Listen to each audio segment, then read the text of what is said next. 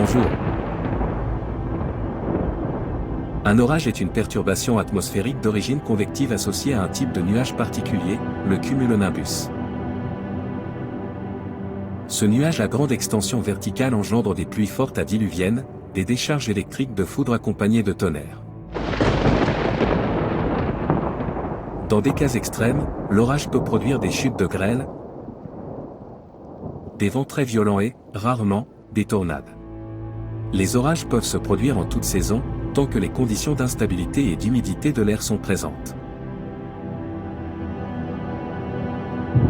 Dans les latitudes moyennes, le nombre varie avec la saison.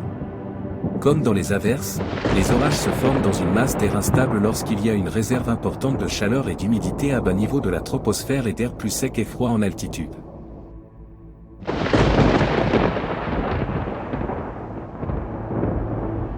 Une parcelle d'air plus chaude que l'environnement entre en convection.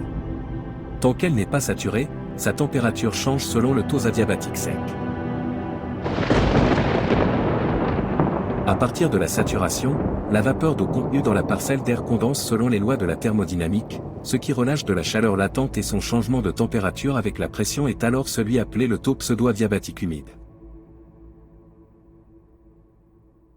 L'accélération ascensionnelle se poursuit, jusqu'à ce que la parcelle arrive à un niveau où sa température égale celle de l'air environnant. Ensuite, elle se met à décélérer et le sommet du nuage est atteint quand la particule atteint une vitesse nulle. L'énergie potentielle de convection disponible, EPCD, pour ce type de nuage est plus grande que pour une averse et permet de développer des sommets de nuages qui atteindront une plus grande altitude. Ceci est important car les gouttes qui s'élèvent dans le courant ascendant perdent des électrons par collision comme dans un accélérateur de Van de Graaff. Un plus haut sommet permet d'atteindre une température inférieure à 20 degrés, c'est nécessaire pour donner un grand nombre de cristaux de glace. Ces derniers sont de meilleurs producteurs et transporteurs de charge, ce qui permet une différence de potentiel suffisante entre la base et le sommet du nuage pour dépasser le seuil de claquage de l'air et donner de la foudre.